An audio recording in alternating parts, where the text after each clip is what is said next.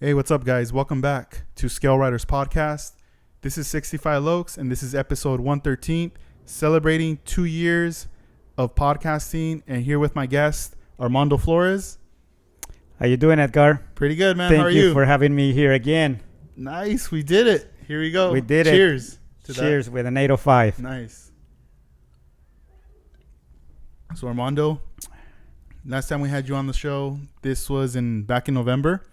Episode 99.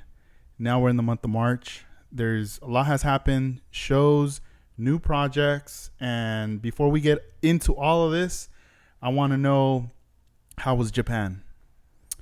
Oh my God, Edgar, it was, every time I go to Japan, it's always a new experience. And this time I was able to visit a lot of shops out there. And one of them is Paradise Road. And that building is so small, but it's so much stuff going on in there that I was like a kid in Disneyland. I was looking at parts that I will never thought they'll be in Japan, but they've been sitting over there for years, and we were basically running around like, what does this guy has? And and there's rooms everywhere. There's parts. There's collective parts and stuff. And I was telling Juan, because Juan went with us, and Hector Lozano and his daughter. And man, we were drinking. We were like looking at all the stuff that he had, and we ended up buying a lot of stuff from him. And I was so happy being over there and being able to see the old man that works with him. It's like he's kind of like the creator of all these custom cars, and he does all the welding. To me, that was like, man, I can see that guy on action. He's very quiet, very humble, but he's doing his thing like, like he knows how to do. Yeah. But it was fun, and we after that we went and have some dinner, and then we end up. This guy from he has a Monte Carlo from Japan. I think it's Primera.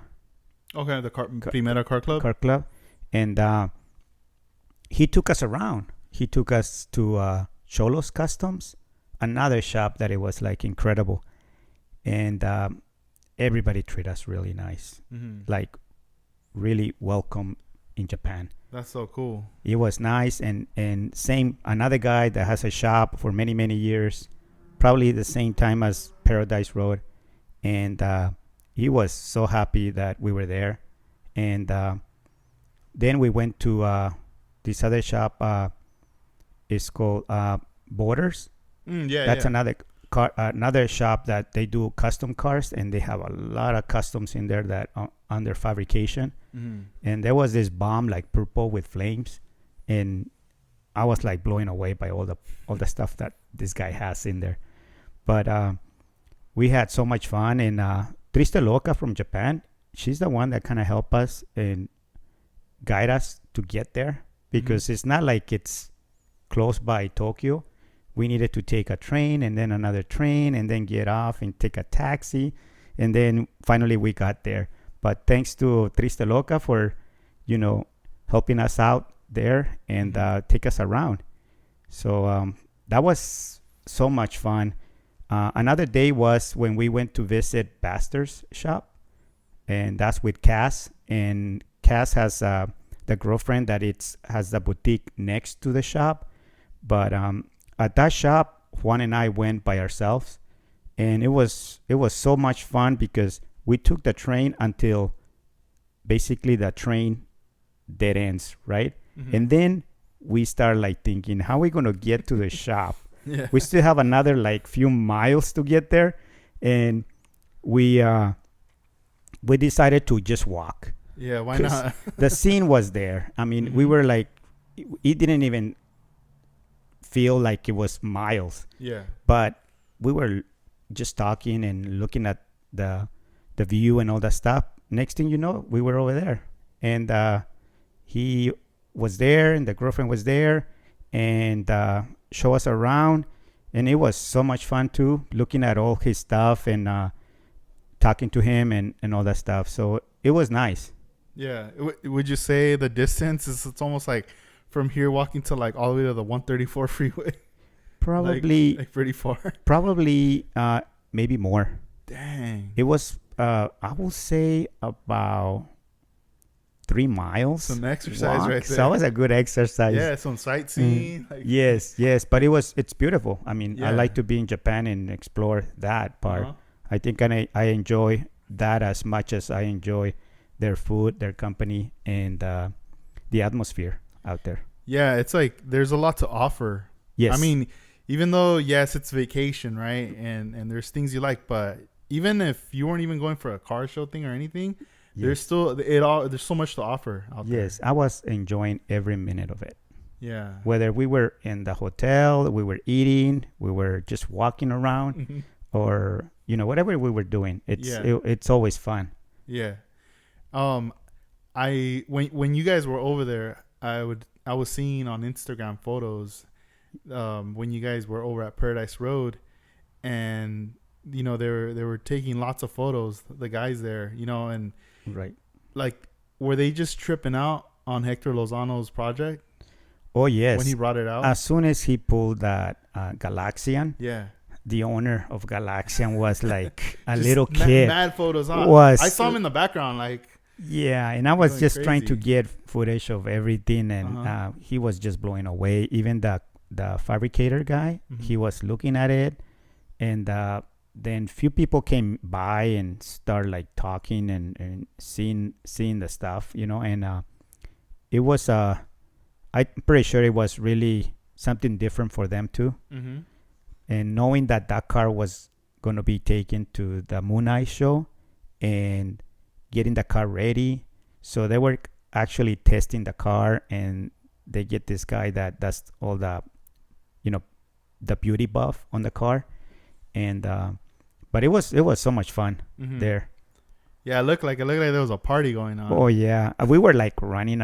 Sometimes we don't even know where everybody was. We were Mhm. just looking at whatever we want to see. Yeah. So, and there's like a second floor where he has nothing but collectible stuff that he sells from Japan and from here. Yeah. And there's t-shirts, there's lots of like little souvenirs and stuff. So we were able to grab, a lot of little things in there and take pictures in there too. Yeah, that's pretty smart. I mean, he knows there's a lot of car enthusiasts out there that would want things from here that probably that they don't even come out here. Right. And he's just like, he has dibs on stuff to bring out. So Yeah. that's great. And he's probably been digging for all these parts since the 80s. Dang. So Putting in work right there. you can imagine how much stuff he has out there. Yeah. What was his impression of the Paradise Road shop, the replica you did? Oh, he's been seeing the progress since I started with, Mm-hmm. at the very beginning with styrene. And he was already happy since then. Yeah. But looking at the Paradise in person at the show, he was just blown away. Like he couldn't believe it. When you were working on it, and I know he was like seeing like progress pics and all that. Right. Did he ever tell you, like, do you think you're gonna get it done on time, or? No, he never asked me. He just basically gave me like lots of thumbs up, Mm-hmm. lots of cheers, Yeah. lots of like motivation. Uh-huh. And that's what kept me going, because I was like, how far I can go with that building. That building has so much stuff, and I can only go so far. Mm-hmm. And I wish I can go more and more in detail, but I think I cover the important basis of the building. And I noticed he loved that, because he probably didn't even know how far I was going to go. But the more I add stuff to it, the more he would be like, amazing, great. Tripping out. Yeah, I can't wait to see it in person and stuff like that. So That's cool. It did its job then. Yeah, The impression. yeah, that was a long project for me, because it took me a while to make that building, and I started at the beginning of the year, and and I kind of did it slowly, very slow, but knowing that I want to get there. I want to be able to just, for me, that was my focus, finish Paradise Road. And then I noticed that I have a little bit more time, so I added a few more shops. And the presentation that I did in Japan at the Moon Eyes, it was pretty presentable. Mm-hmm. And knowing that it comes from California to Japan and do it out there, that was kind of like my satisfaction that people can see it. And a lot of people saw it. Mm-hmm. A lot of people took pictures. And even though it was just a small presentation, it wasn't that big of a presentation, but people were there. And people were showing up, like next movie, he showed up there. That guy, that the 64 Horizon. The Horizon, yeah. Horizon. Mm-hmm. He showed up there. He wanted to buy that 64 from yeah, he's already from like Luis. He's already pulling you to the side trying to give you an envelope. And he actually said, like, I'm taking this car. Really? Like, He's and I text Luis and I go, Luis, he wants a car so bad. What's your PayPal? But Luis didn't finish the car completely the way he wanted it. Mm-hmm. So he's still working on it. He's still adding more stuff to it. But that was one of them. Another one was, Bastard Cass from Bastard Shop. And also Nice Stefanska. He showed up in there. So a lot of guys from, the Lowrider scene, they were there and saying hi. And it was so much fun over there. That's awesome. You're probably pretty busy, wrapped up, like talking to them. The day went so fast to me. Yeah. For me. And I didn't even have a chance to like look at all the I was cars gonna and ask, did stuff. you like go walk around? I walked a little bit, but it was more because I needed to go and grab something to eat, or because I needed a drink, or because I wanted to stop at the California Social Club their booth, and I stopped a few other guys in there. So that was the only reason why I kind of walk away from it. But people were just coming, and seeing the whole presentation. Yeah, man, that's nuts. Because, like, I mean, a lot of these guys, they follow you on Instagram. So yes, they do. It's like to finally see it in person. Right. They must have been tripping out. Like, here it is. Yes. You did it, Yes. I mean, I was tired, but I was like happy about the final results on that.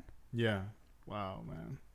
That's awesome. And it's like, I felt, you guys being out there and coming back. I know you guys were going to be very inspired, but at the same time, I was thinking, like, you know what? They're probably going to be tired too. Like, he's probably going to take a break from building and just kind of chill for a while. And I mean, I know you did kick it for a while. You were hanging out with your family, just getting things ready. But then it just seemed like that spark just started again. Like, yes, you started working on projects, and then you were like, hey, check it out. And one of the ones that stood out to me a lot at first was when you started talking about Jose's dreams, because I had that Lowrider issue. What is it, like, what anniversary is it? It's like 25th anniversary. Okay. It's a purple cover. Yeah, and the one that I had, like, the cover's like ripped, so it's all loose. Right. But the rest of the issue was like really nice, still mint, even the poster layout. And I remember having a conversation with Alvin about that, and with you, and then you guys got into it in the conversation.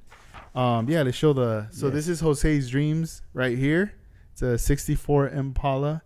And this is a car that you saw back in the day in person, and just seeing like the paint job, right? In my head, I'm like, I don't know where to start, but I know with you already have an idea of where to go, what to do. But I remember you telling us that you wanted to do this, and I was just thinking, like, man, when is he gonna do it? And to me, I was like, man, that thing looks complicated. So the issue that I had, Alvin told me, hey, like, I've been looking for this issue, I can't find it. So I told him, dude, I'll give you my copy, because it seems to have some kind of sentimental value for you. Because he said he had met him.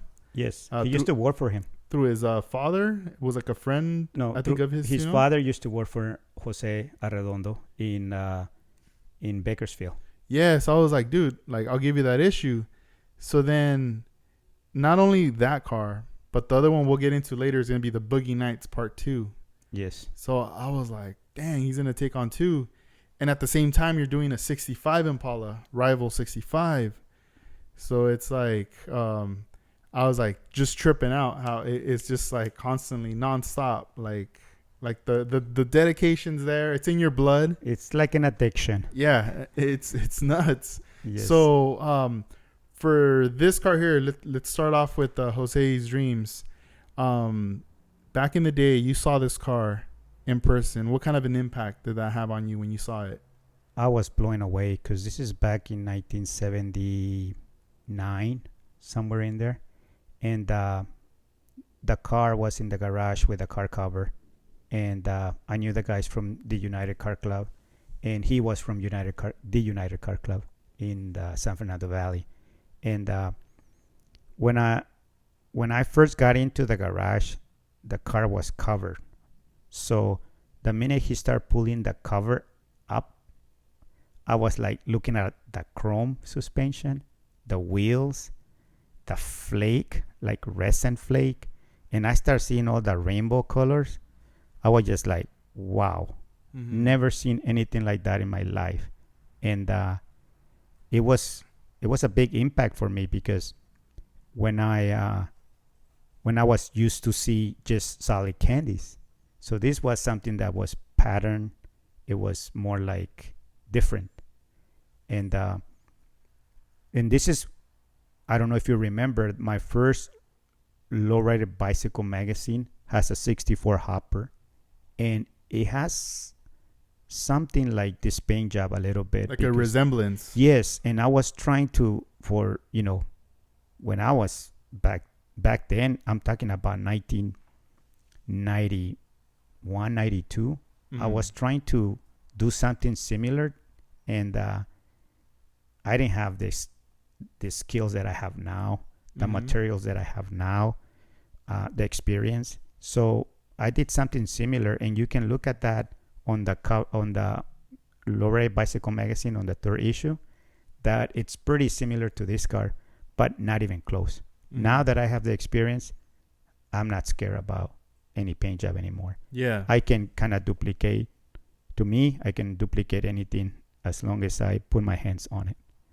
And this car, I practiced on Boogie Nights 1, then I practiced on Boogie Nights 2, and I go, you know what? I'm going to do Jose's Dreams. I knew I was going to make it anyways, but now I had the confidence that I can do it.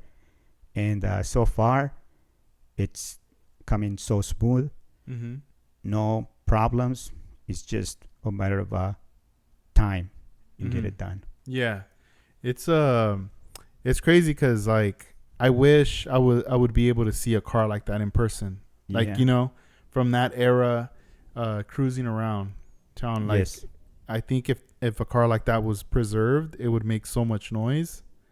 People would be tripping out on that. And like now that I the model's right here in front of us, and I'm looking at it, I'm starting to kind of see like the sort of the steps on there.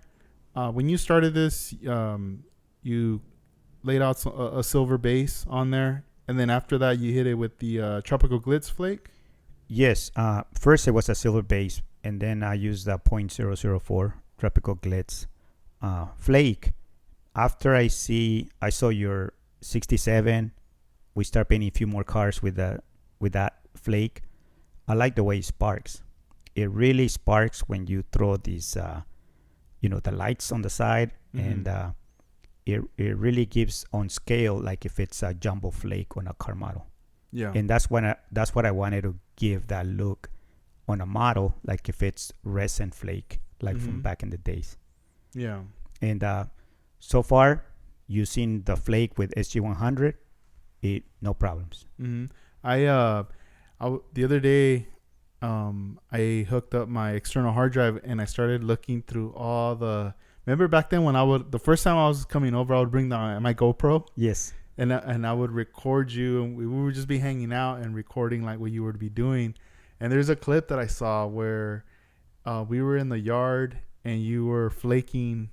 I forget what, but you were just like at it, like shh, and you could just see like the flake. It's at night too, but I thought it was pretty cool, like seeing that footage. Uh-huh. And it's just crazy because at that time, you could tell by looking at my face that I was just like tripping out, like just observing what was going on, and it's just, I don't know, I trip out on that, like when I see that footage from then, and then comparing to like now, from hanging out with you and then going to all these shows and meeting a lot of people through you and through other friends. It's kind of crazy, like seeing all this stuff, but just seeing like that happen with the flake. And every time I see like your cars and like that visuals, and it's like in my head, like I could already visualize yourself spraying that car with the flake. Yes. And I did the belly, I did the firewall, the wheel wells inside the trunk. It's already molded. Trunk, like shaved, all shaved. It's all flaked. So I'm adding the outside paint job on the belly, on the gas tank, firewall, wheel wells, and inside the trunk, and on the trunk bay also. So it'll be more into the car than just the outside paint job. Yeah. And I have a question. So the way the stage that it's at right now, I still see some silver, and obviously there's paint, some colors, but are you gonna have to backmask all that? Yes. And then just come back and hit all the silver with another color? Yes, and it's gonna take hours to backmask all everything, and then throw the gold. But I still have to put a ribbon that it has a rainbow color on the side pillars in the back, and then I'm gonna do some little corrections on some of the areas in red, and then throw the yellow, and then I still have to do some other panels on the bottom of the hood and the bottom of the inside of the trunk also. Yeah. One thing that stands out to me a lot that I really like, and it's something that I'm like, oh man, why didn't I think of that? I would say is those lines that you incorporated that have like the little, what we call the little chingies. The chingies, the paint striping. There you go. It gives that pinstripe look. Even on the Boogie Nights 2 that we'll show you guys a little later. I started to see that when you started to post the video where you're pulling it and then you see it and then it curves and then it's coming off. And I'm looking at that and I'm going like, dang, like I haven't seen that. Like I've never seen that. Like I haven't seen you do that, and I haven't seen anybody else do it, but you're just doing it right there. And I'm like, dude, that's like, I can see a lot of people trying that out. Even me, I was like, I want to try that out at some point. Yeah, and what's nice about it is that if you don't like it the way it looks, you can take the tape out and redo it again however you want it. So once it's done the way you want it, then it's ready to spray, and then you just remove that tape. As long as you have Tropical Glitz with SG100 and SG100 base, you will not have any problems by peeling the paint or flaking or anything like that. So it works pretty good with that combination of Tropical Glitz and the SG100. It gives a good grip, like for the tape. I use the blue tape, I use the yellow tape, and I use the green tape. The yellow tape has a little bit more like glue in it, so it sticks better, but it doesn't curve as nice as the green one. The green one, for some reason, if you cut it thin, you can curve lines and it sticks correctly. And then I use the blue one when I'm doing back masking because it doesn't have a lot of glue, and I'm not worried about pulling any paint over that flake. That's cool. That's a nice way to, like, they're different colors. Yes. And now you know what it works for you. Correct. Like, because I'm used to just using the green, but I do have yellow and I do have some of the blue as well. And yeah, that's a nice I guess like a tip or something that someone out there wants to probably try something like that. Right. And it also helps when you're doing panels that you don't want to make the mistake by painting the wrong panel at the color that you don't want. Mm-hmm. So I use colors for covering certain panels so that I know that that panel should not be removed until the end. Yeah. And then also because if I use green tape for paint striping or the chingies, and then I put green tape or yellow tape over that, once I pull that tape, I'm going to bring all those little... Yeah, it's going to grab it. All the work that I did is going to be gone. So you have to kind of play a little bit with the tape also. Dang. It's crazy because like you're telling me this, right? You're telling me like this is what could go wrong, and I'm laughing because it already happened. But yeah, like it's happened before. But I remember like even back in the day, like with my friends, like we'd buy a model, we'd be painting it, and then we'd like mess up, Mm-hmm. and then we would be like laughing, like I'll start laughing if I messed up or whatever. Mm-hmm. And then my friend I had a friend, he would be too serious, like what's so funny? Why are you laughing? I'm like, dude, I just messed up. Like, I'm gonna have to like go get another kid or something. I don't know. And he was just like, you guys are just wasting your money for laughs or whatever. And he thought we were doing this intentionally, but we weren't, Mm-hmm. But I don't know. I'm just visualizing stuff because I'm imagining myself like trying it out, and then I'm all jacking up, and I'm like, dang, now I gotta improvise. Right. I do love the trim that you added on the bottom to make it it's an Impala. Yeah. 64, non super sport. So that's awesome right there. Yeah, and I chopped the roof a little bit because the model comes with the roof a little bit too high. Mm-hmm. So all I do is just slightly chopped just to kind of give a slick look on the 64. I mean, we used to call it a box. So the car looks more like a box after you chop the roof a little bit. And then also on the bottom of the doors, I kind of sand it down so the car looks more slam. And okay, I see. And then drop my belly also tucked in more. Yeah. So when I put all my chrome frame and all the suspension, the car still sits to the ground. Mm-hmm. So that's nice. It's coming along pretty good. So and this car, did it get sold or what was like the background story behind it, like for it not existing anymore? Well, Jose Arredondo, the owner, he finished the car, and he was one of those guys that he will never keep a car for a long time. Mm-hmm. So he posted on the magazine that the car was for sale. So I think it only went to 2 or 3 shows. One of them was up north. But when he sold the car, the story is that they trailer the car, and he flipped the trailer, and the car was totally destroyed. Dang. So the car was never anywhere, and after that, so even he doesn't know what really happened to the car. Yeah, after so many years. That's crazy.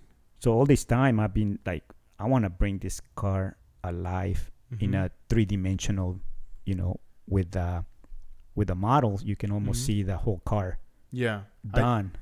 I think what would be pretty awesome too later is when you bring this out to a show. You know how there's like these like kind of not a frame, but like these like plastic displays where you could even just slip in the poster. Yes. And you could have that poster like displayed behind it in the car.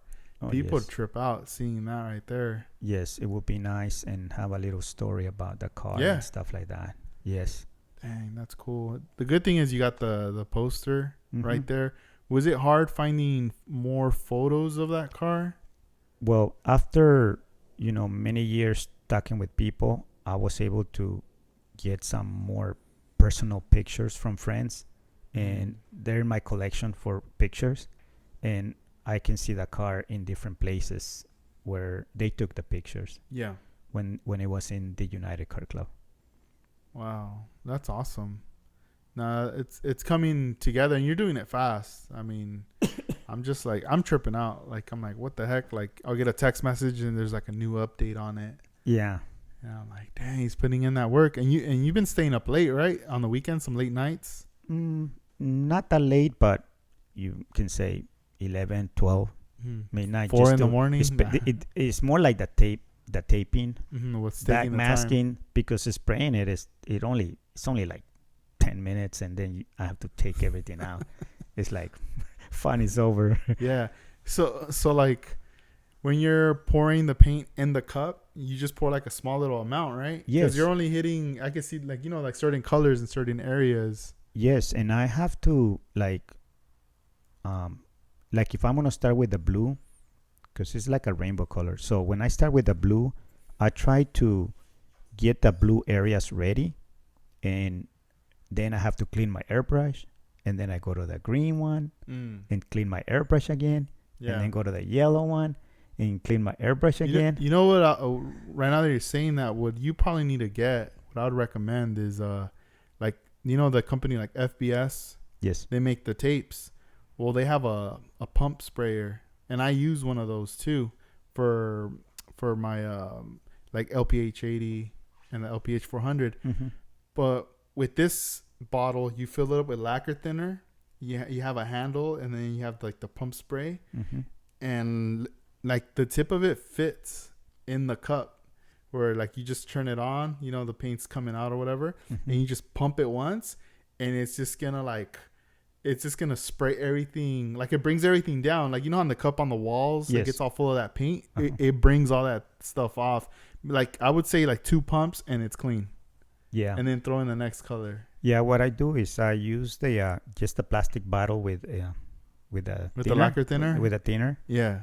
And then I have the the retainer for when you're cleaning your airbrush. Like water. And I just pour it in there and spray it until it cleans up, and then I just use a Q-tip and be ready for the next color. Yeah. So because I'm painting over here in the garage, and at night I'm not gonna be painting outside. So I have my car behind me, and I don't want my car to be oversprayed. Yeah. So I try to use very small amount of paint, and I don't want to make this big production and all that stuff. Now, if imagine getting overspray, you have to get like a rag with lacquer thinner. Yes, that's why I'm very careful on Now flake, it's outside, but for these little panels, it's not that bad. Yeah, I still remember flaking a skateboard in that room next to my parents' house, and I opened the fan like really wide, like all the way. Was like all the way. And instead of like spraying and tapering it, like adjusting it so you start to close it up a little bit, I had a big fan and the PSI like really high. Like I didn't even pay attention to the PSI. I was just like, all right, I'm straight. And then I'm over here and I angle it down, and like the fan, obviously it's like that way, and then it's going to hit me. So I go, and as soon as I start spraying, the bottom part, it just got all over my pants and all my shoes. And then I was like, dang. Like once I was done, I was like, man, it's all over my shoes. So I got a broom and I started just brooming off the flakes from my shoes. And a lot of it came off, but it was done. It was like dried on there. Yeah, flake was everywhere. Yeah. Especially the micro flake. I was like, it's done. I was like, oh, it's all good. 0.04. Yeah. That's the size of like a hair on a diameter. I was like, that's it right there. But the next project we want to show is going to be the Boogie Nights. Boogie Nights. Part 2. Here, I'll help you. Let me, I'll get this here very carefully. All right. Don't want to drop it. Okay. Don't jinx it. All right. Here we go. You want me to pass you this one? Want to put that on that side over there? Nice. So this model car here, this is Boogie Nights Part 2. Part 1. What year would you say Part 1 was made? Oh my goodness, it was 5 years ago, because I took the car to Classic Legends. Was that the first time it premiered? That you busted it out with? No, that was just the body. Okay. And it had the wheels, kind of like the way it is. This one, but with clear. Okay. And that's when I told Jerry's, if you put hydraulics on this car, that car is yours. Dang. Yeah, because I was going to mention, he is like the owner of that car. Right. And he was like, I thought he didn't listen, but then later on he goes like, are you sure what you just said? I go, yeah, if you put hydraulics, that car is yours. Dang. And right away he put the hydraulics, and it became one of those, iconic cars that, it's one of a kind. So now I was like, man, I want to do Boogie Nights too. And I tweak it a little bit. I kind of change few panels, but it still kind of looks like the Boogie Nights one, except that this is a 69, and this 69 is it has a molded skirts in the back. Of course, it's gonna have the hideaways in the front, and they're gonna work remote control, and it's gonna have power antennas that are gonna work remote control, and Jerry's is gonna do his magic on the hydraulics. Can't wait to get that car painted. I mean, already finished. There's only a few more panels that I want to come up with a new idea, and then shoot the clear, and then send it to Netherlands. And after Netherlands, can't wait to see it back. It's almost like you're sending it out to a shop. Yeah, overseas, getting ready and all that stuff. So that's dope. I do love the molded skirts. Yeah, I was like even surprised myself because I didn't know if I was gonna do it this way, but the idea came up where I can do like the T-drop kind of look, and I also did that T-drop on the front because 69s they have a different like a wheel well configuration, and now it's more like slick. So I'm adding like spotlights on the parking lights, and the tail lights are gonna be the same as Boogie Nights 1.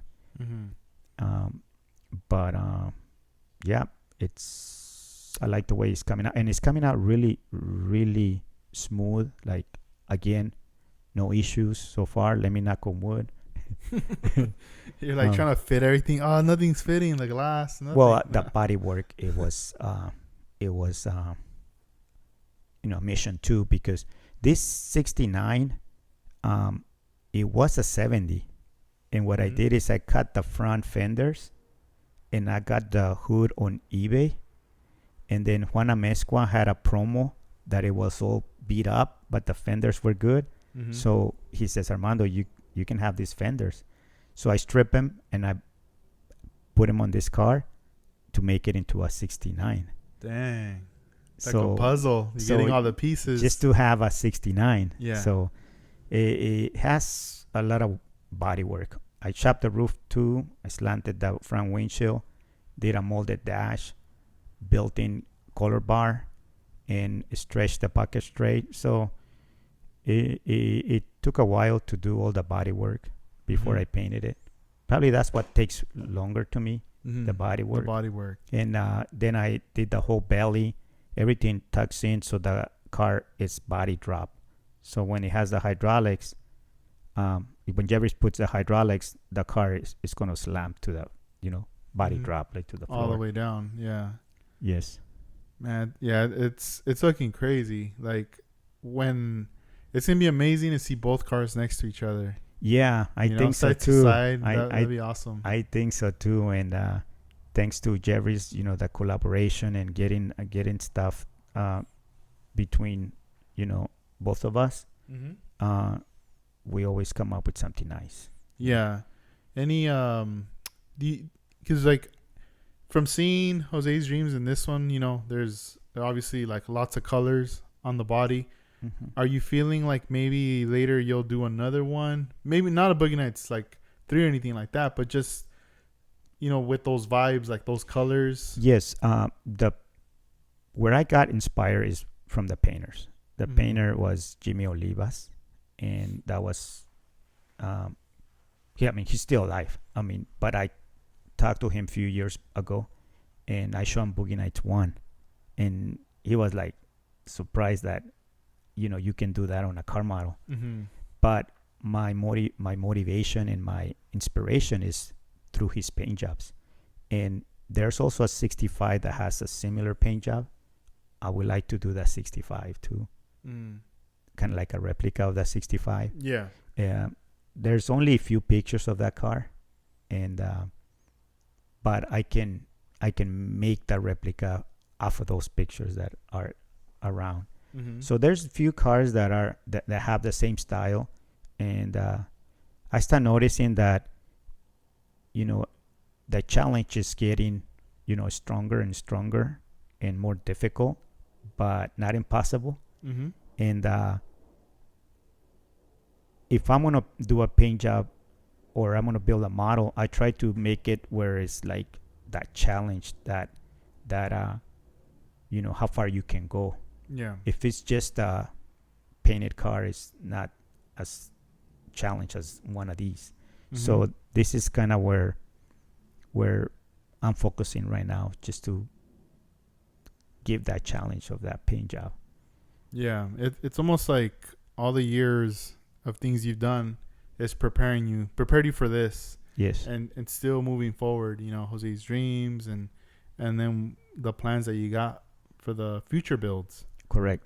Too. So yeah, I mean, it's that's the thing, like, you know, you and other master builders from back in the day, you guys gotta continue doing your, you know, like pushing that envelope, because it's thanks to all you guys that are motivating us, you know, that have been doing this for, you know, let's say 5 years, 2 years, 3 years, or even this year, you know, people that are just jumping on now, you know, like where we need to be still inspired, you know, and seeing all this stuff, it definitely is an eye opener, and it makes us want to try it and just be like, wow, you know, that impression, like you can do that with the model car.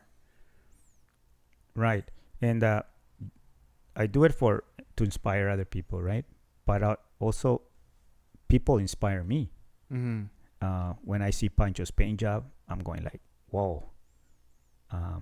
When I see a few guys that are, you know, really good on doing the paint jobs, there's always this little panel or this color or something that they use, and I'm going, wow, this is nice. Yeah. So I get inspired by those guys. So I'm pretty sure I can inspire other people. And I just don't want the hobby to die. Yeah. I want to bring new generations, new ideas, tell people that, you know, you can go this far when you're doing a car model. And when I see the final results is when my goal was finished, was done. And there's always new stuff. There's always technologies advancing, and I'm like, what's next? So as soon as I find out about a new technique, I try to implement that into a car model. Yeah, because I mean, things are evolving. Like Yes. already talking about the antennas to be remote control. Like I can't wait to see that. You know, I'm sure like for you visually, you already see it. You already know the mechanism of how this is gonna go down. With me, I wouldn't even know where to begin. You know, I would be like it would take me years to finally like start to visualize that. But then once you present that and I see it, then that's when the questions start to come out. Like, like, you know, not only like where'd you buy that, but it's more like how'd you even put it together? What's controlling it? What's powering it? Right. All those things start to emerge, and you always need I think like in any community and anything that you do, whether it's this or even sports, there's always going to be someone out there, people that are like just pushing that envelope, doing stuff, and then everybody else is like, we want to know, like, you know. Yes, even those hoppers from so many ways. I see their progress from the beginning when they were, you know, busting out, and now I see like ridiculous suspension, and now it's so nice. A video you took when we were at N&L, right. That George brought that. It was a 63 convertible. Yeah, the red one. And he set it up right in front of the Paradise Road. Mm-hmm. And you guys were about to start filming. Just seeing that car and him just lifting it side to side, and then he starts hopping and all this stuff. In my mind, I started to feel like, man, this is like a modern day, like where it's at right now. Right. This is where hopping has gone to. And there's people that did the hopping back then that stepped away from car modeling. Now they're coming in, and now they're starting to see, like, wait a minute, that's a different setup than the setup that I did back in the day. Oh yeah. And they're like, where do you get the A-arms? What it's crazy. It starts to like shock all these people. And then it also brings excitement. Like, right. I want to try that out now. Yeah, I see their pictures, and now I see like brass parts for the suspension. So I can imagine what they're gonna do. Because when I used to do my hoppers, I was doing also all the mechanism through my experience of the machine shop. So it was easy for me to machine anything and then make it work. But for them, they're just basically building everything from scratch build too. And when I see how the car is moving, it looks so realistic. Yeah. And they're getting better. They're getting better in the paint jobs. They're getting better in interiors. And now with the new wheels, I mean, yeah, it's definitely evolving. That's the cool thing is, I kind of feel like from that time when you guys did the Whittier Boulevard, obviously because I was coming into it new, and this was like my first show being there. I kind of feel like everybody who was in that room who's like kind of building right now still. Yes. And I mean, for sure, there was a lot of you guys were doing it back then, in 2000s and going forward. But I kind of feel like a lot of the people that were there were impacted, that they're still remembering, and they're still in that zone where they're building, they're doing something. But I still remember seeing some of the guys from So Many Ways there, but not knowing them yet, not meeting them yet, just seeing them.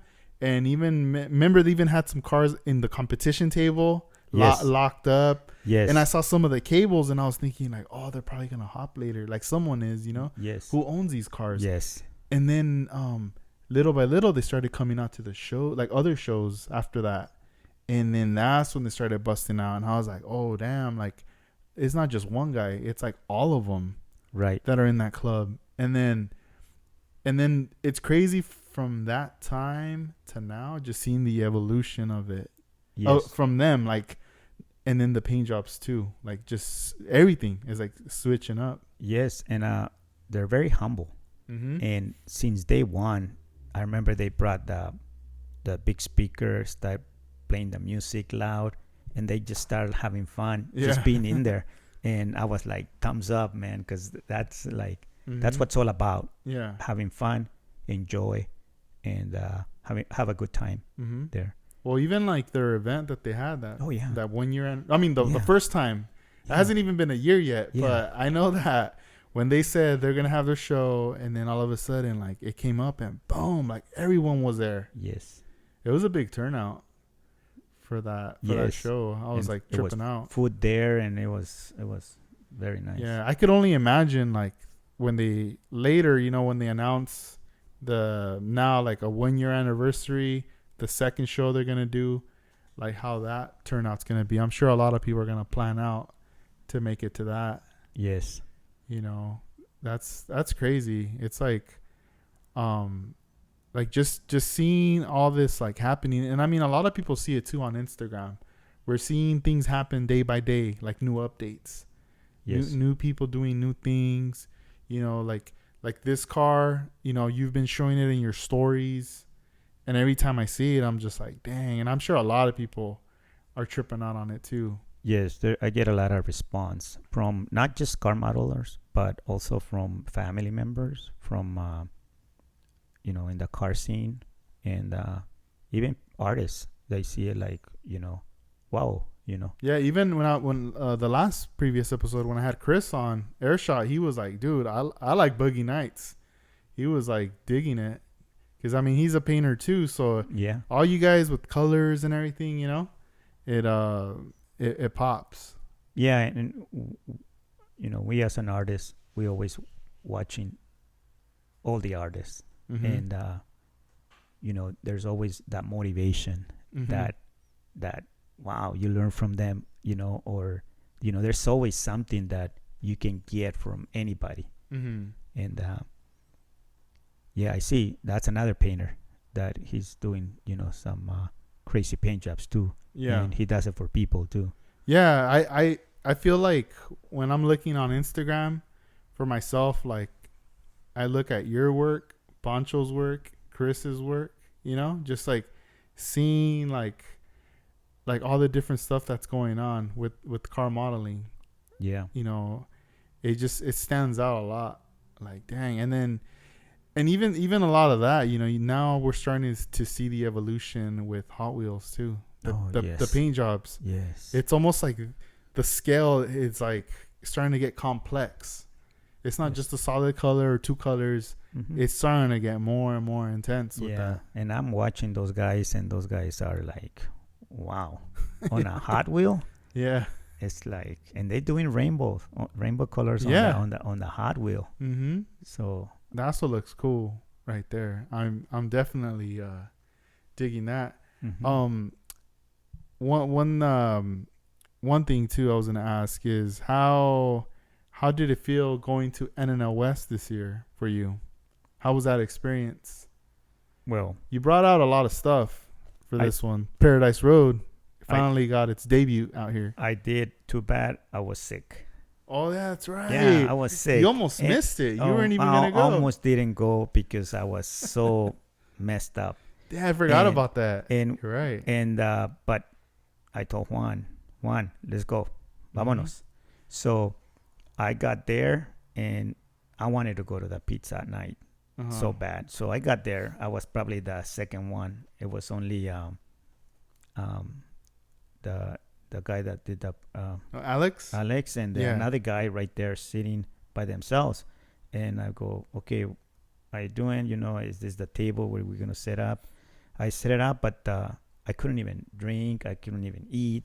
I was just asking for hot water so I can get a tea made. Yeah. I brought my own bags He's of like tea, walking around the tea. and I was just like a zombie walking everywhere. Just tripping out. Yeah. So Dang. sorry if I didn't say hi to some people, but Uh-huh. it was more like I wasn't feeling it Mm-hmm. until the next day Yeah. when I went to the N&L. In the morning, I was still kind of like down.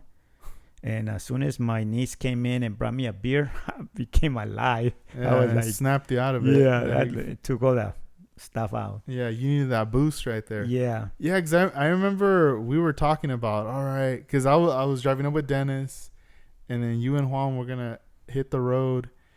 But I felt like we were all going to kind of take off at the same time. Uh-huh. And at some point, we were like, yeah, we'll meet up at New Type. And, Mhm. all this stuff. And I remember, like, we woke up early, and then we were like, all right, let's stop by the McDonald's by my house, Mhm. get some breakfast. And then I was like let me hit up Armando, and then finally, like, we got talking and stuff. And I was tripping out that you were like, oh man, like you sounded different too. Mhm. Yeah. Like you were gone, and I was like, oh dang, is he even gonna go? I felt like you were just gonna like not go, like just cancel it completely, And then I was like, well, today's Friday, tomorrow's the show. Mm-hmm. And I remember just thinking like, like, dude, I remember texting you like, just rest and maybe take off at 12 instead of leaving at 7 a.m.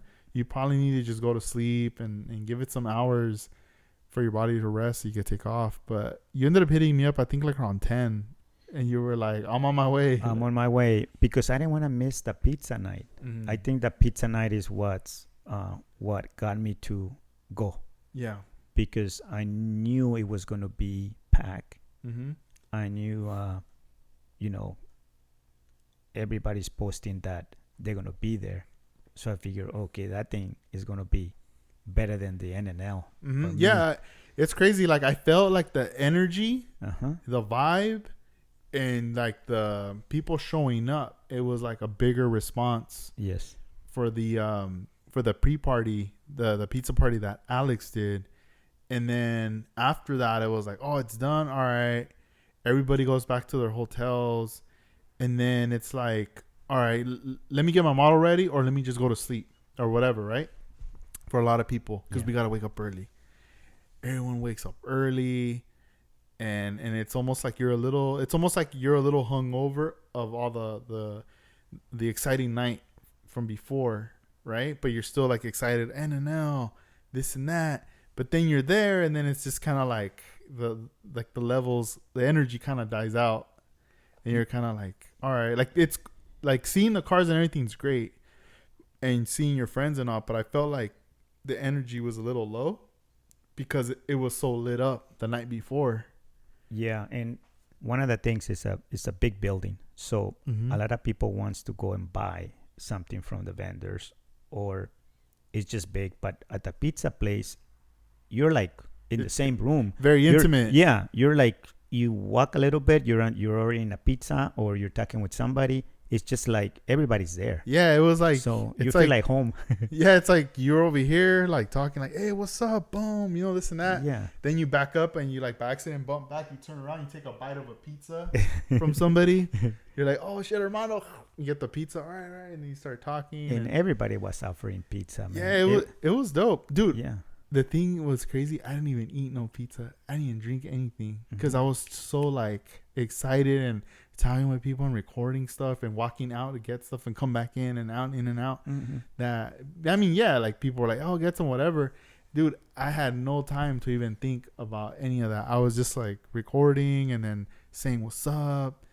And once it was all done, I was just like, oh damn, what just happened? You know? Yeah. You came in late a little bit. Like it was like 20 minutes. Nah, it was probably like 35, 40 minutes late. Because we were in the room chilling, getting our stuff ready, and then we're like, all right, let's take off. And then we look at the thing, and we're like, oh wow, we still gotta drive. That's what made the thing. We still had like a 30-minute drive or so.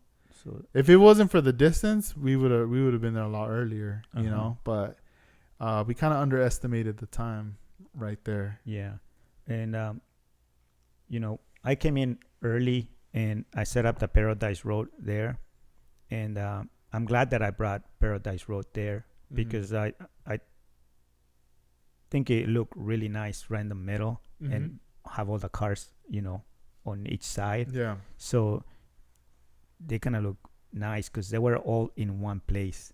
Like when you go to the N&L, the cars are like all like. There's some tables that were like empty. You know, I think like that pizza thing definitely added so much for that weekend. Yes. Or for especially for those people that traveled, because you got to think they can be spending $200, $300, maybe $500. Let's say a trip with hotel, maybe renting a car, or it could be more, right? Gas, all this stuff. It's an expense, right? But having to be able to attend all these different things in a weekend, it makes it worth it, as opposed to just going to one thing, you know. So I really feel like that just made the night for a lot of people, especially that came from far. Yeah, it made my trip, that's for sure. Yeah. And then the next day when we went to the N&L on the way back, a Skeleton and Vision 124 were thinking, you know, we're gonna get there late, and I go, yeah, you guys can stay in my house, and then in the morning we'll have breakfast, and then we go to the roaster show. So they end up staying at my house, which I was so happy about that because my house is always welcome for, you know, everybody. And from there we went and had breakfast, and then we went to the Grand National, and after that I told them, like, if you're gonna have dinner or whatever, let me know.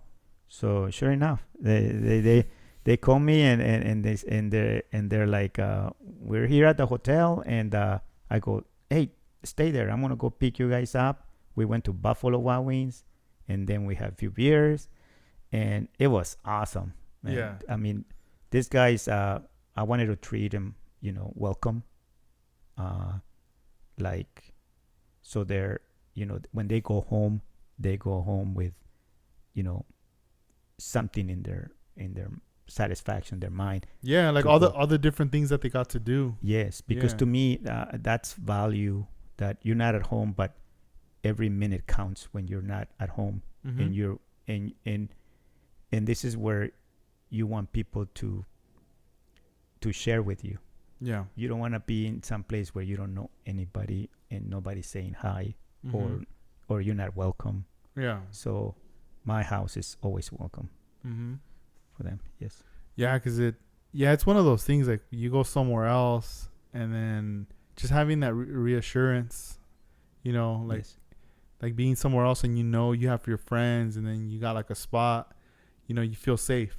Yes. You don't feel lost or like, oh, how am I gonna do this? Like stressed out. Yes. So that's always a nice thing right there. And I'm sure that's something they'll never forget. Yeah, and they came in and signed, tag my garage where I have a, display where anybody that comes to my house, they'll tag on it. And Yeah, that's a nice. It's like a display case.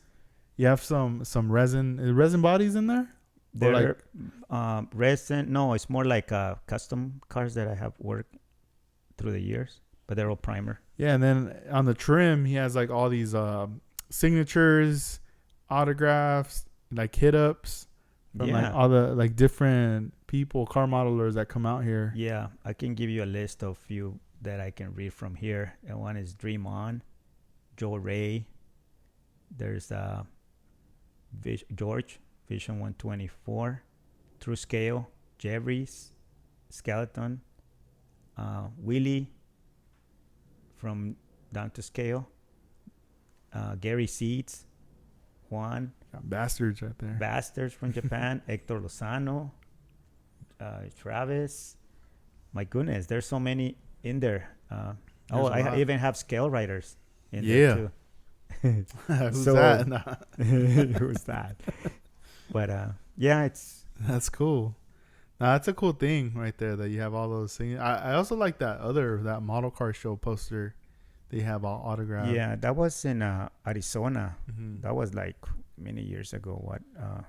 That was what year was It's cool to see all those signatures, like all those signatures all. Yeah, the majority are from Down to Scale and Masterpieces. Yeah, that's cool, man. One model that you brought out at N&L Yeah. is the 65 Impala, the rival. Yeah. Rival 65. Let's show that one. Rebel 65. Let me Let's put it see. in. Let me. I will move this one out of the way, and we are gonna be bringing Rival 65. Dun, dun, dun, dun. For you guys listening out there, obviously we're recording video as well, so make sure you check on YouTube so you can see these model cars. I'm gonna pass you Boogie Nights. Do Part not two. drop it. Yeah, don't drop it. Don't jinx it. There's a lot of things I like about this car. One of them being the way you have the plaque in the back. Mm-hmm. Yeah. It's hanging, which looks really nice. The tail lights, something different on the tail lights as well. 65s usually have the 3 tail lights in the back, Mm-hmm. but it looks like they were shaved off and you did like a whole new setup in the back. I unite the 3 lights, the 3 tail lights, and this was because there's a photographer from San Diego, of Flores, because his last name is Flores, Mm-hmm.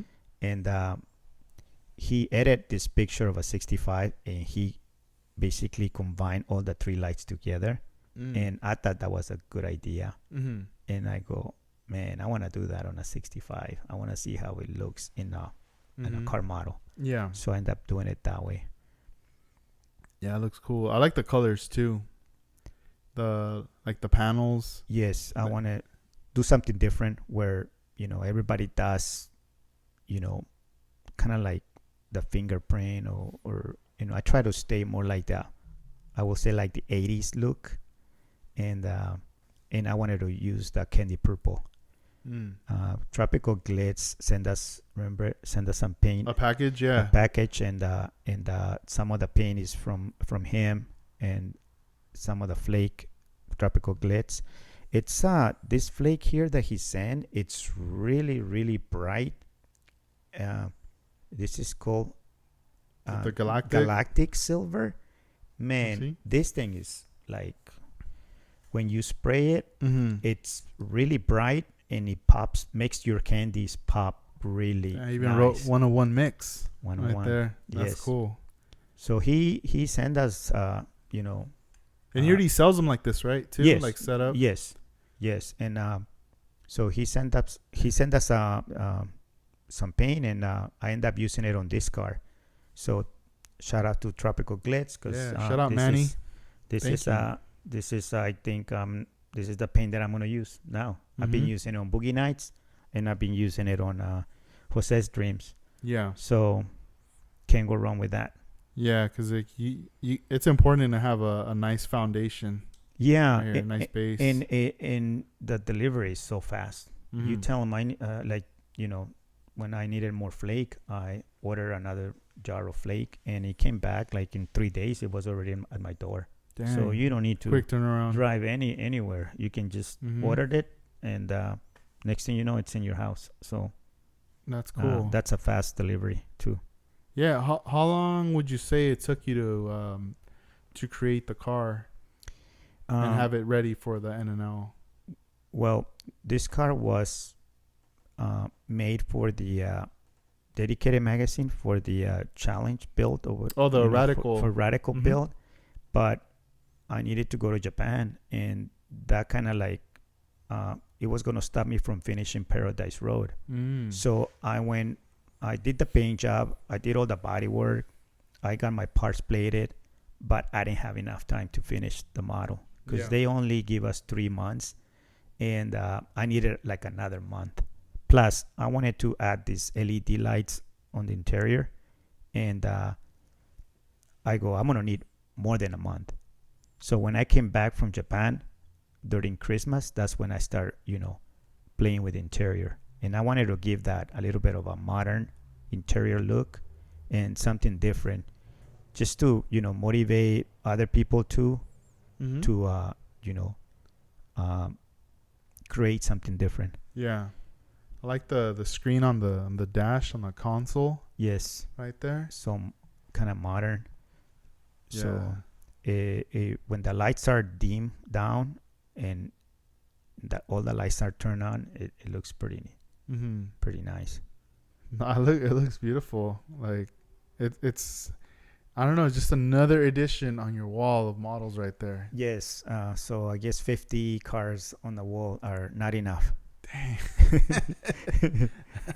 And it just keeps growing, and there's more. It's not gonna stop. Yeah, it keeps growing and growing. So I know once I finish Boogie Nights 2 and Jose's Dreams, how there's other more. How does it feel now, like when you think about it? Look, you have model cars, you have paint, your airbrush, you have your tape, all these materials, and you're still looking for new, and you find new. There's really nothing holding you back. No, everything is here. So, I wanted to have everything here. That way, there's no excuses. Yeah.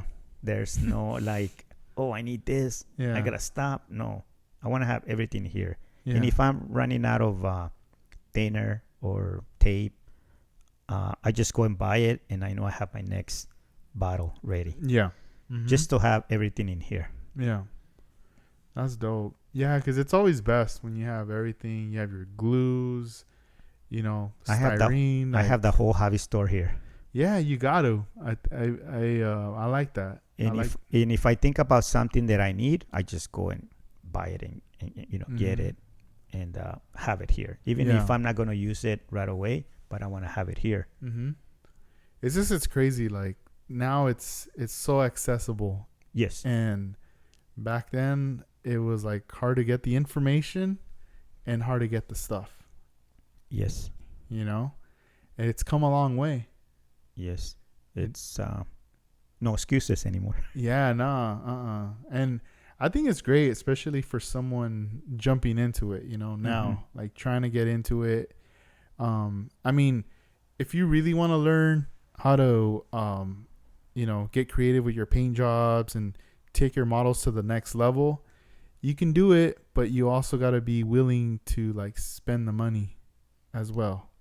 Like it can be a little expensive at time, but definitely like if you're going to buy an airbrush, like just go all out, like be in it for the long haul, like get a nice Iwata airbrush, you know, a compressor can be Iwata or really any other brand, but I always like to go with the brands that are very dependable, because when you have good equipment and then you start to learn, and when you link up with somebody that knows and they're giving you knowledge and you start doing it, I almost feels like there's less chance of error, like, I mean, it's going to be up to you, but you'll figure it out, but at least you don't have to blame it on your equipment. Right. And be like, oh, it's because you don't even know what it is. It could be the airbrush or something. But when you have good equipment.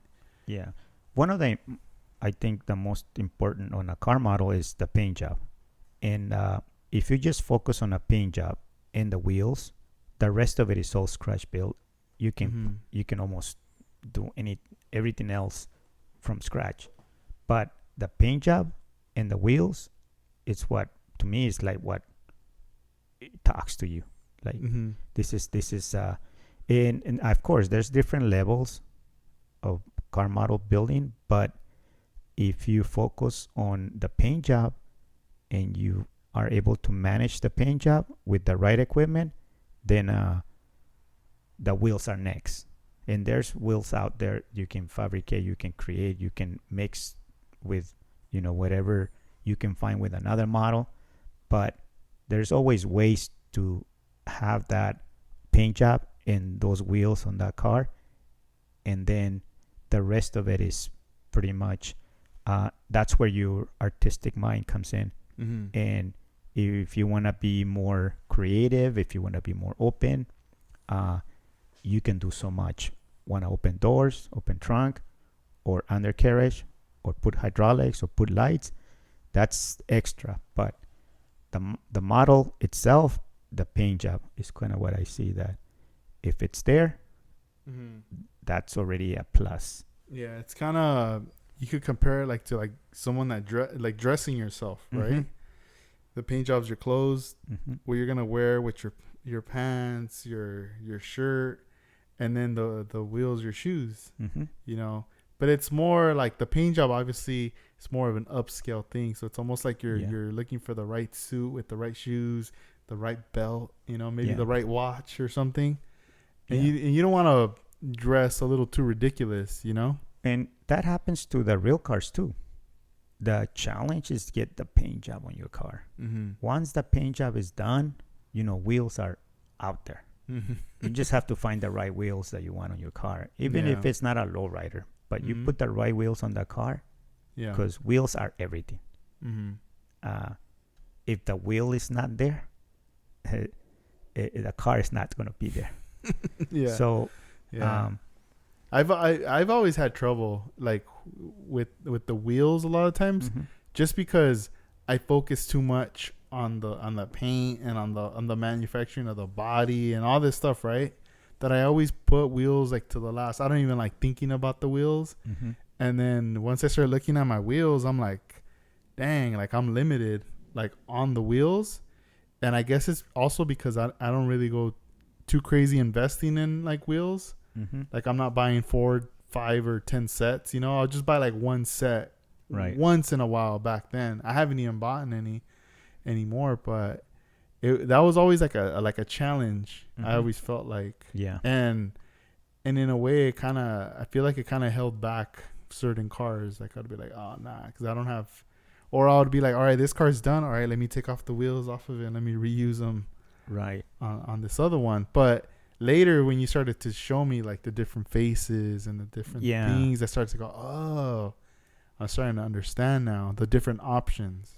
And to me, the wheels, since day one, it was very important. Mm. And that's why I create my own wheels, and I did 200 sets, and I was able to sell to people, and then I did another 200 sets after the years, and people are asking for those wheels, and but requires money to make them. Mm-hmm. So I just trying to find out when will be the right time to make another 200 sets, Yeah. so people can have those wheels. Mm-hmm. Because to me the wheels are very important. It's what makes the car. Yeah. If it's not sitting with the proper wheels, the car is not really there. Yeah, and you're right. It takes time. Like, you don't want to just rush something, because obviously, yes, it's an expense that you have to invest in, but it's also your time, and then your presentation is when these are produced, the packaging. Like, how are you going to present these to make them available for people to buy and be like, man, these are legit. Look at the packaging and everything. Yeah, and what's helping is that I have this jewelry lathe that I can machine pretty much any part I want now. Yeah. And do it over here in the garage.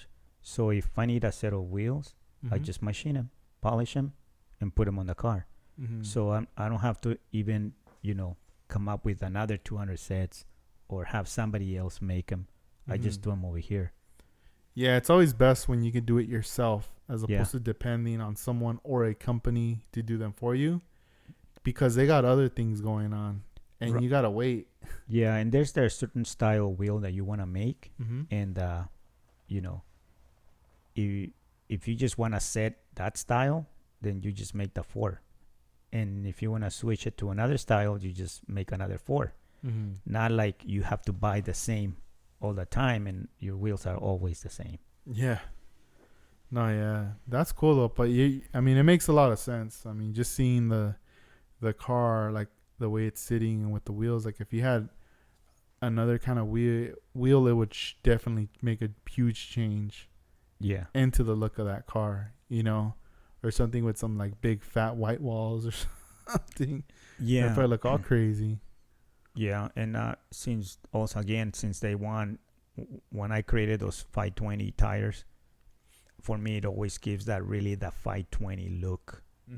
And this is in the early 90s. 1989, it was when I did my first set, and I did it like the prototype, just 4.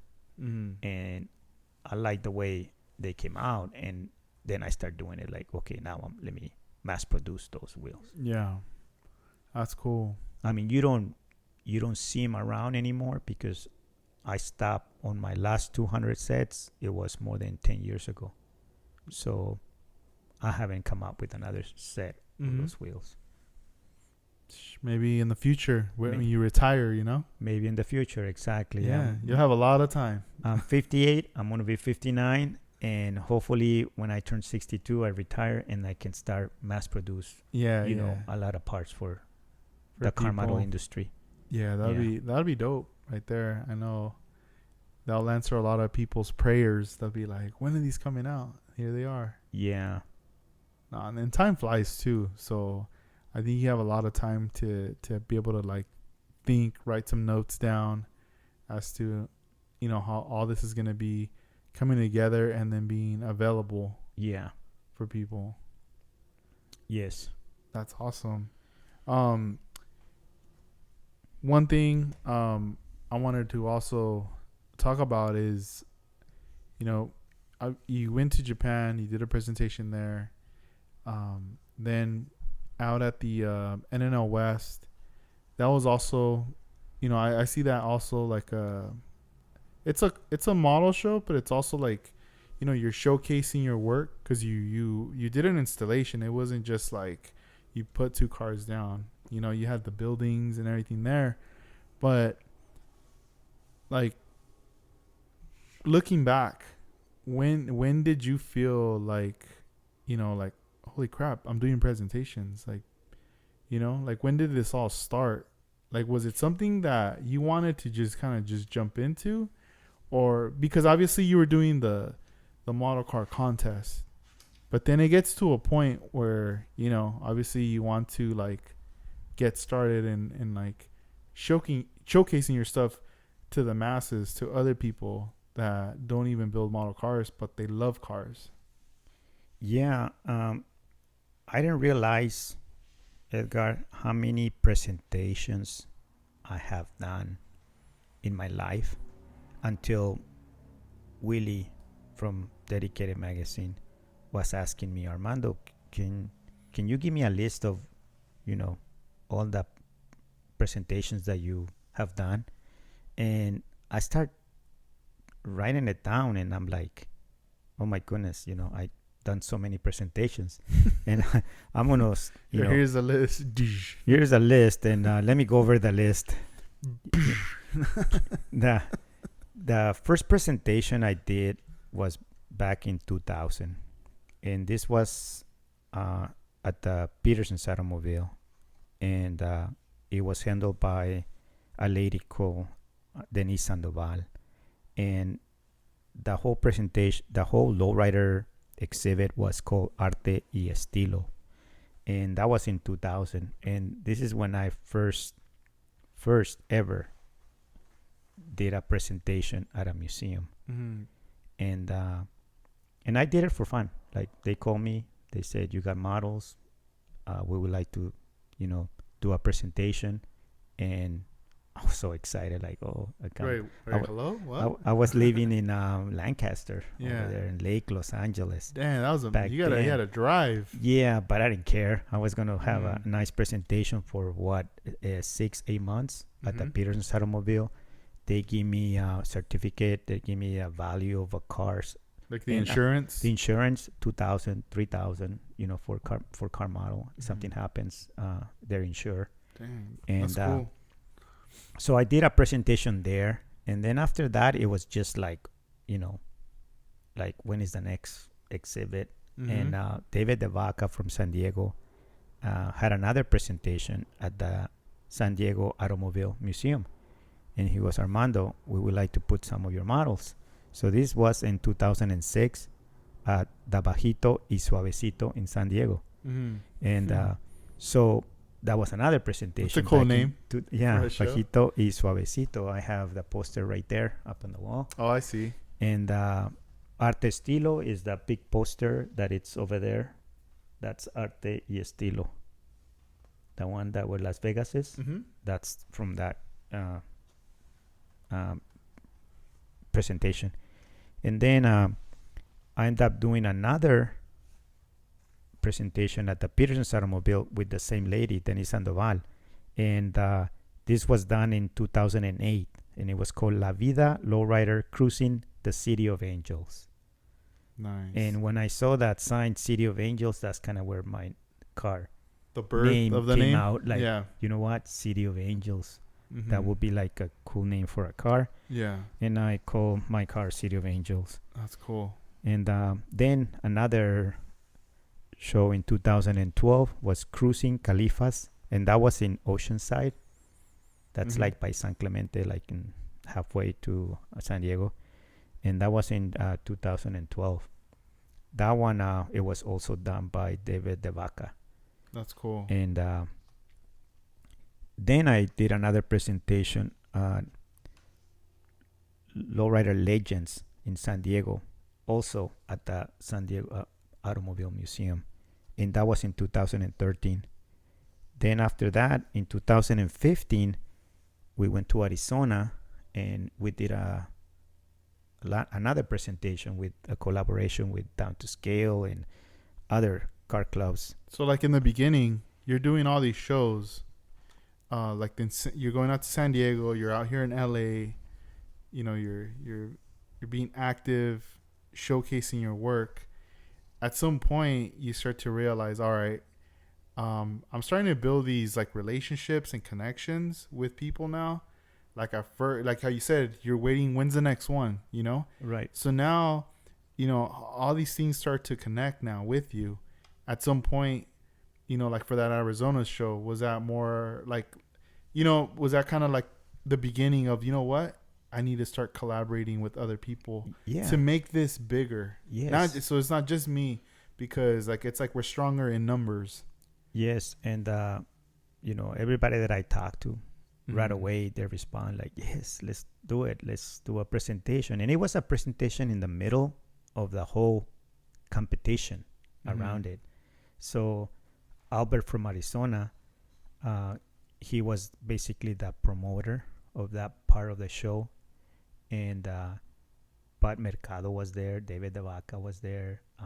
We did a Teen Angel presentation also. Some of the Gary Seeds cars were there. Some of the guys from Arizona, Texas, everybody was there. And that was kind of like one of the first shows that a lot of people showed up.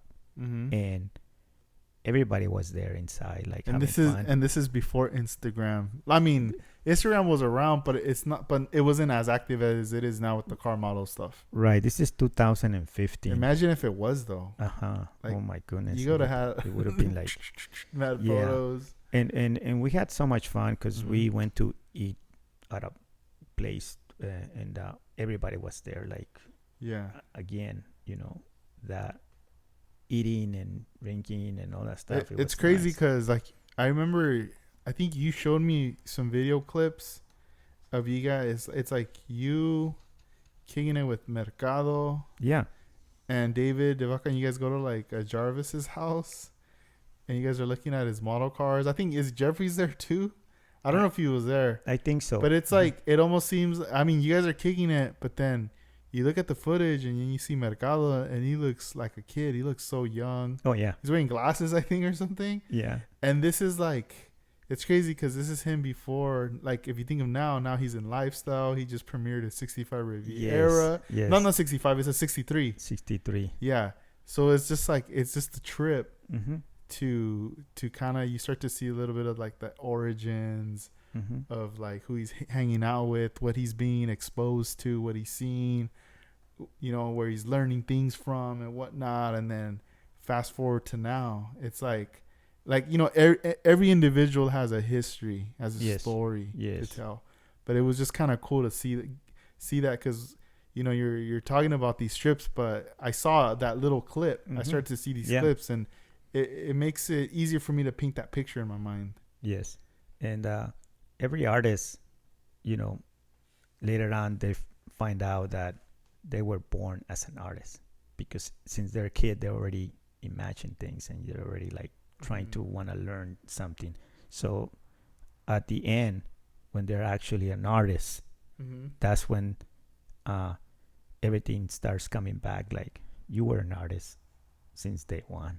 Yeah. You just were not exposed to people and start, but you needed to prove it. You need to show the stuff that you know how to do. Yeah. And once you show it, and through the years, that's when you made it. Yeah. That's crazy. Yeah. So that was in Arizona, and it was so much fun. After that is when I went to Japan for Classic Legends. That I did another presentation in Japan. Same year, that's or 2015. Okay. 2015. And then I was just thinking about just doing presentations. I wasn't too much about competition anymore. Because this was a new thing. This is like more exciting. This was something that it was making me happy doing that, and then doing it for many years. I was like, I have material now. Yeah. I have people that I know, people that like the stuff that I like to do also. Yeah. So if I had an opportunity to, show my work and inspire, that's what I started noticing that I like to do. And so I was just looking to see where can I do another presentation, where. So if an opportunity comes in, then I just went for it. Another one right after the Classic Legends was in 2016 was at the Galpin Fort. They called me up and say, Armando, you want to do a presentation at the Galpin Fort? And I did. So I took my models in there. And this was in the San Fernando Valley.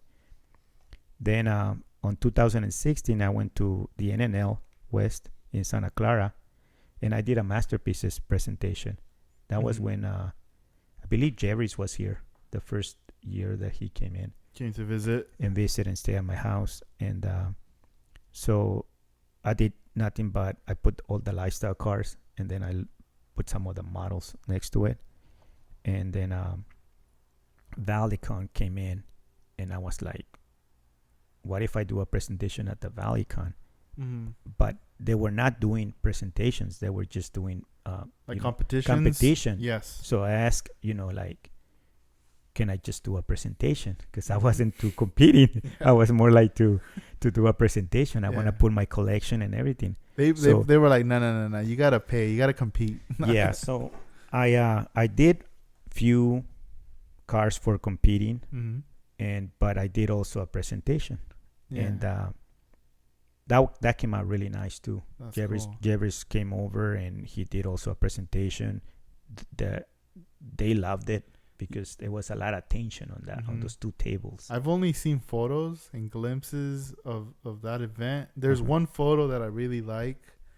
To me, I look at that as like an iconic photo, just because it's like you see all these model builders that are grouped together that were there in attendance. Yeah, and the photo's like a black and white style photo. Like, I don't know, it just looked cool. Like that'd be a nice shot to be like printed and framed, Yeah. Because there's all these, it's crazy. Like, you have a photo of each one of these individuals that's talented and they love, car models. And at some point, not all you guys are going to be in the same room again. Right. But it's cool that it captured that time, because I bet you if you would have took that photo again next year, not everybody would have been in it. Right.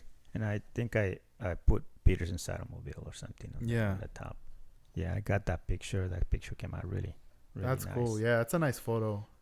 Yes. And that was in 2017. And it's one of those photos that you go, man, I wish I would have met these guys a long time ago. And I wish I would have been there. Yes. And then 2017, it was again at the Peterson's Automobile. There was another exhibit called The High Art of Riding Low, Ranflas, Corazón e Inspiración. So this is more like they're bringing in the Lowrider vibe into the Peterson. Yeah, it's all these Peterson's Automobile exhibits were done by Denis Sandoval. So there's 3 so far, and this is number 3. Oh wow! Okay. This is where and I think in all 3 Gypsy Rose was there. And during this time, I hadn't even met you yet. Not yet. 2017. We met that year, but not during these presentations yet. Right. You met me in 2017. Yeah, I would say we linked up like 2 weeks or probably 2 weeks before the Whittier Boulevard presentation. Yeah, because or 3 weeks. I think it was 3 weeks before. Yeah, same year was Cadillac Fest. Yeah, 7, and that was Whittier Boulevard.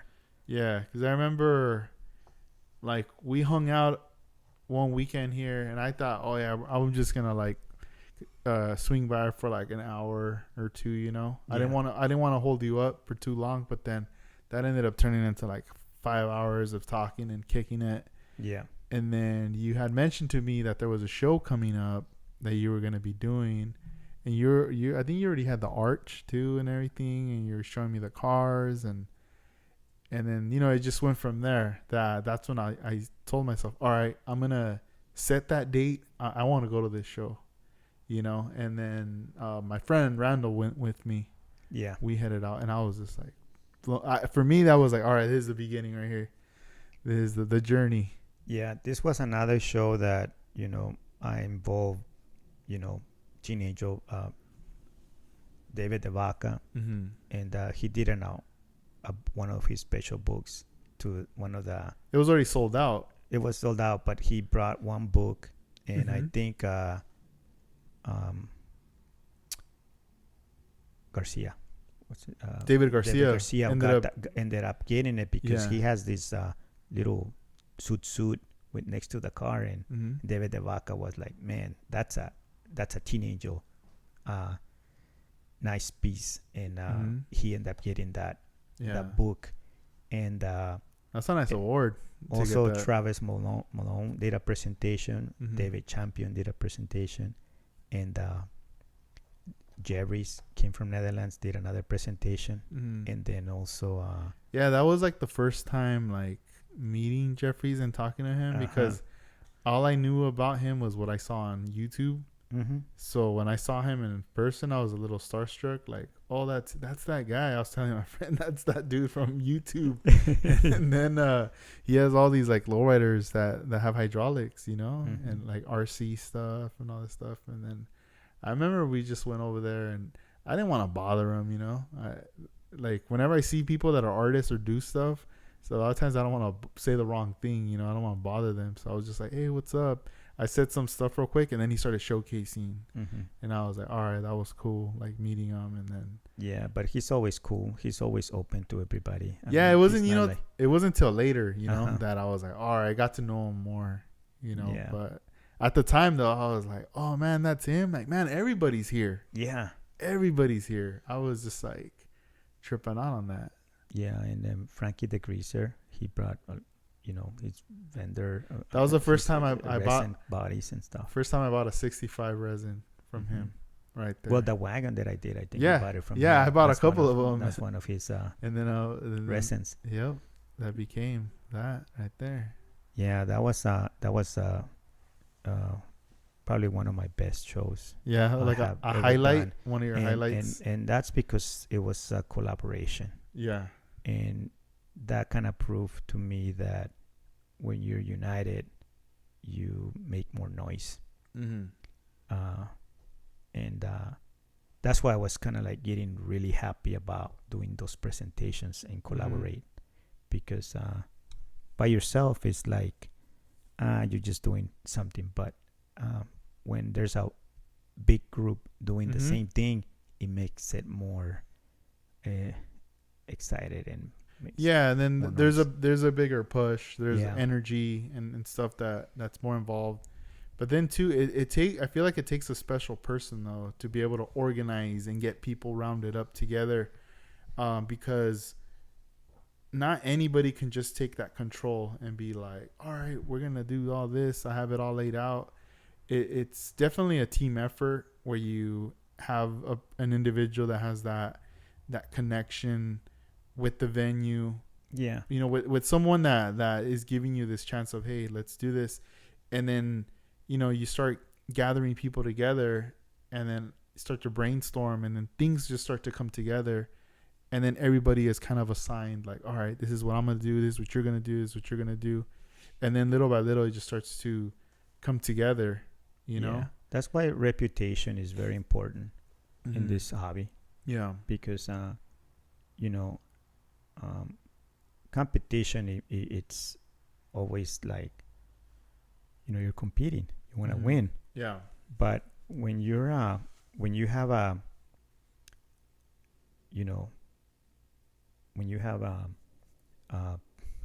it's like a good reputation. People listen to you, people like trust you, and people say, oh, you know what, let's do it. And that kind of brings more people involved. Yeah. When I see your podcast, your reputation is very important, and I think you bring that to people because who you are. And you're humble, you're neutral, you're like, showing the world what's out there without thinking bad about somebody, or without thinking I don't want this guy, or you think so neutral that you can do an interview to anybody and show the world every person has a story behind. And if you're doing that, it's when it's showing you. And for 2 years you've been doing it, and you haven't stopped. Yeah. And that means you're doing a good job. Oh, thanks. Thank You're you. doing a good job, and I hope it stays for a long time. Yeah. No, yeah. I hope so too. But you're right about the reputation thing. Yes. It is very important. I feel I've learned that through work, through the business, because I know even for us there, like when I started working there, seeing my dad, how he carries himself with customers, but then like he's promising, like when they make a purchase, like, oh yeah, I'll make that for you and I'll have it there at this time. Mm-hmm. And they're expecting it to be there at that time, and they're expecting it to be like nice, you know, and like a good quality work, because he's telling them that. Mm-hmm. And then he does it, and he does it, and then just from being exposed to that and learning that, then I learned, oh, I need to adapt, I need to start to learn that stuff. And then little by little, it's like the reputation of the business, you know, you start getting people coming in, hey, do you want to advertise on the radio, do you want to advertise on the newspaper, and this and this and that. And I started to, at first, you know, we would do it, but then I learned, wait, this is like a waste of money for us. Yes. Because people who advertise, it's because they don't got a good deal. They're doing something wrong already, and they've already burned people. They're trying to get new people to come in to see who else they might burn or not, or whatever, right? Mm-hmm. If you're doing things good, Mm-hmm. it's like word of mouth. Mm-hmm. And it doesn't stop. It just keeps growing, yeah, and growing and growing. And at the end of the day, when you're like if you just have one shop in a town, it's almost like you get known. And if you keep that reputation, you don't need to waste money on advertisement or whatever like that, exactly. Like all crazy. It's just, you know, people back you up. They vouch for you. They say, hey, go, like, if you're going to do business with anybody, do business with them. Like, they've never done me wrong. And if there's ever an error, they fix it. Like, you know, so it's all these, like, those things right there that I've learned, you know, that whatever I do, I try to adapt it to that.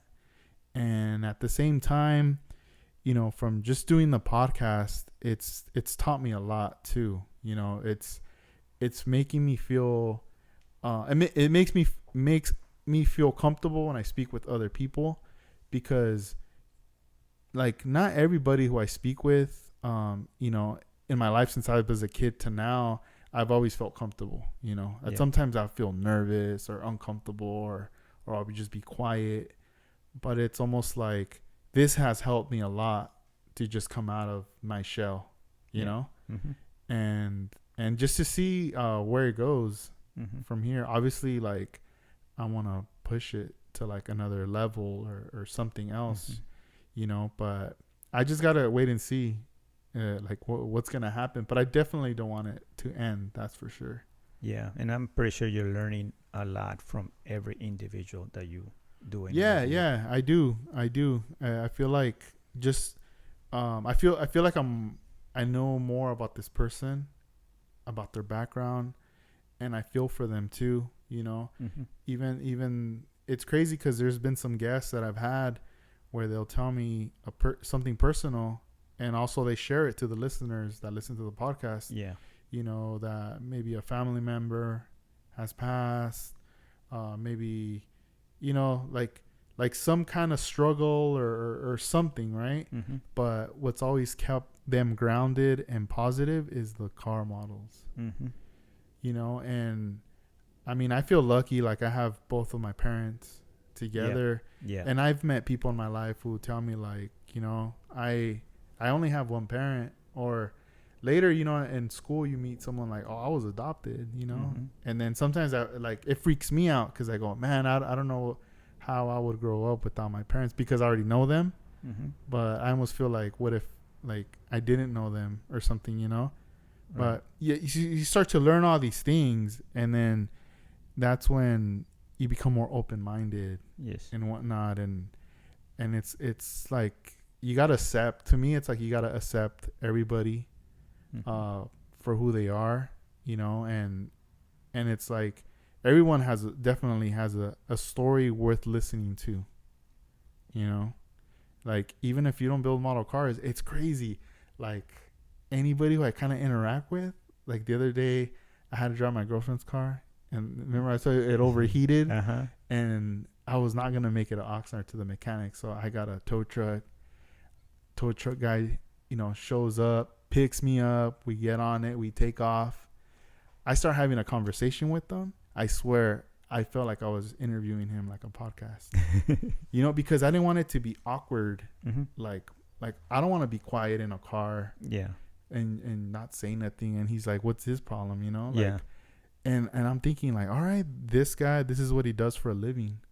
You know, I want to know how long has he been doing this for, and like, why is he even doing, like, how did he get into this? Yeah. So I started asking him these questions, and he just went off, like, Mhm. like telling me his story and everything. Mhm. I felt more kind of like connected with him.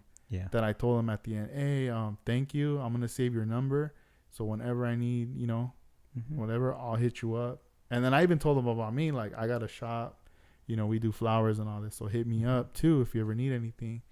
And it was cool, you know. He lives in Oxnard, Mhm. so I know eventually at some point I'm gonna run into him. Yeah, but because you want to be social with everybody, Yeah, no, definitely.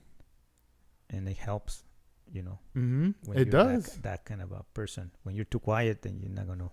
Yeah, nah, you gotta yeah, you definitely gotta be social, and sometimes like you just have to you gotta put yourself out there, you know. You gotta do things. And like earlier how you were saying about when you were doing your presentations, right, the early ones, people were hitting you up like, hey, you want to do this presentation, the good thing is that you never said no. Right. The good thing is you always said yes. You did it no matter the distance, because that's one thing I learned a lot when I was doing music. And it's crazy because it's so related to the model building now that I'm thinking about it. Because in the beginning, when I started DJing, it was about battling. Mm-hmm. It was about me saying I'm better than you. Yeah. Through my hands, through music. Right. Eventually, I grew out of that, and I was like, all right, I don't want to compete no more. We already did that for 2-3 years. I'm over it. Right. Now you're like, I want to be homies with you. I want to come to your house and practice with you. Mm-hmm. And now we formed the crew. Yeah. And then the crew gets bigger. Yeah. And then all of a sudden, all right, we're not even a crew. We're just all friends. Mm-hmm. And we're all kicking it. We're all into DJing, scratching, playing music. We're just geeks on music. Mm-hmm. And then eventually people are like, hey, you guys want to play here? You want to play there? We're not even thinking about money. You know, we're just like, yeah, sure. Mm-hmm. I've always wanted to play in LA. I've always wanted to play in San Francisco. And obviously, I mean, you got to pay for your gas. You got to pay for a hotel. You're spending money, you know, but it's all fun. It's all great. And you're building these memories, but not knowing that these shows are building you up for something big. Yeah. Finally, it gets to the point where somebody was like, hey, do you want to play this gig? It's going to be at this venue, and we'll pay you $300 to play for like 30 minutes. You're like, what? $300 for 30 minutes? Mm-hmm. Like, yeah, hell yeah. And then everyone's like, oh, aren't you nervous? Aren't you scared to be on stage? And it's just like, nah. Like, I've been playing all these shows all these years. Like, I finally feel like it prepared me for the stage right here now. Right. And the thing, though, is that all those other shows that we would do, it was ups and downs. Mm-hmm. There was some shows that there was like, you would be playing for like 2 people, you know, but you had to still play, like, be like on it. And then later there'll be a show with like 10 people, and you'd be like, holy shit, there's 10 people. Then 20. And then they start getting bigger and bigger. Finally, you get hit with like a big one where you could go, wow, there's like 300 people here or whatever. Right. And you're like, holy crap. Now you're nervous, but then it's like, you kind of get into this zone as to like if you were in your room and everybody's a blur in a way, and you do your thing and you come out of it, and then you're not nervous anymore. Yeah. Like you just you go through it. These presentations, what I'm getting to is that all these ones that you've been doing, you know, now it's led you to leave out of the country, right? Yes. Trust me, later it would not surprise me if one day you do a presentation in like Brazil. And the reason why I say Brazil is because I know that in Brazil, there's a lot of lowrider enthusiasts, car people, and the same even like in Mexico. You know, you start to get further down, and then you start hitting up the European sector. You know, you start going to Europe, like, and things take time. But eventually there's going to be someone that's going to comp you and be like, I'll pay for your ticket. Mm-hmm. I'll pay for your hotel. I want you here. Now the level of artistry is being respected as it being like on a big canvas of art, you know, but it's Right. in a 3D model that you can hold, that you could see in a case or anything, you know. It starts to it's gonna get to that, like pretty much, you know. But yeah, like for people that are listening, when you get these offers at you, like if you want to do stuff, go for it. Yeah. Don't turn them Exactly. down. Don't turn them down unless if you really can't, like, you know. Yeah. 2017 was a very busy year Mhm. because I did like what 7 presentations in that year. There was a lot. I And- felt like you were just like you weren't stopping, and I was like, I don't know how he has all that energy. Yeah, and another presentation that I did was in Tijuana. Mhm. It's called La Raza, and it's done in Tijuana. Was that And the one you went out there with Tony, with Dream Tony On? Dream On, Mhm. Dream On was all scared. I don't want to go to TJ. I'm gonna get killed. I go, Yeah. no. I'm from We TJ. get kidnapped. Don't worry about it. And I go, you're gonna be with me. That's fine. Mhm. So we went there. Oh my goodness, it was so much fun. We ate some tacos, the best tacos out there, and this show was done by Junior 59 from Southside Car Club, Okay. and he lives in Tijuana. And he invited me over. Armando, come on, man, bring your models to TJ. And people were telling me like, you're gonna take him to TJ, they're gonna steal it from you and this and that. I went there, I did the presentation, I came back, I told Tony, did you ever felt threat or anything like scare? He goes, no. He goes, no. Mhm. We went to Revolution Street. There were Oh, yeah. there were hoppers in there. There were cruise, lowriders. Everybody was there, and it Mhm. was like so much fun. So I even took the cars to Mexico, Mhm. and if they ask me again, I will go again. Yeah, definitely. Yeah. That's cool. And then there was another car show that happened at San Gabriel Mission, and this was by one of the guys from Lifestyle. He was one